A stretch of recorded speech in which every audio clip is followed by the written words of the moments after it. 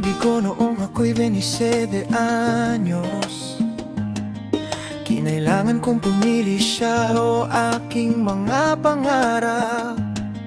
Nadama ko ang pagmamahal niya habang nasa biyahe. Ngunit matagal na panahon na ang nakalilipas. Nahulog ang loob ko sa maling babae, yung tipo na magpapasiklab ng apoy at iiwan kang nasusunog doon.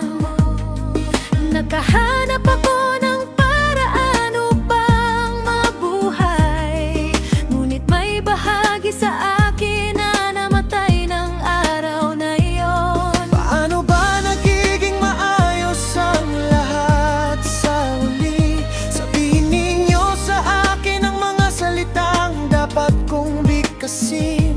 Paano ba ito napapanatili habang buhay?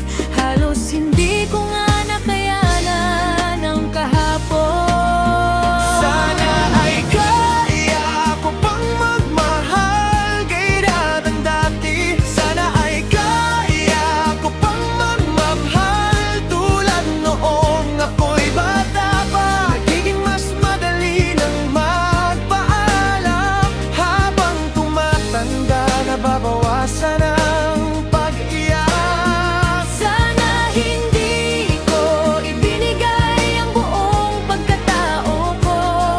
Babawiin ko sana ang mga bagay na hindi ko na lang sana sinabi. Nagiging mas mahirap habang lumilipas ang mga araw. Habang tumatanda, nababawasan ang pag-iyak. At hindi ko alam kung ano ang dapat kong baguhin. Kahit ano pa ang gawin ko, pareho pa rin ang kinahinatnan. At hindi pa ako sumusuko, ngunit paubos na ang natitira sa akin. Paano ba nagiging maayos ang lahat sa huli? Sabihin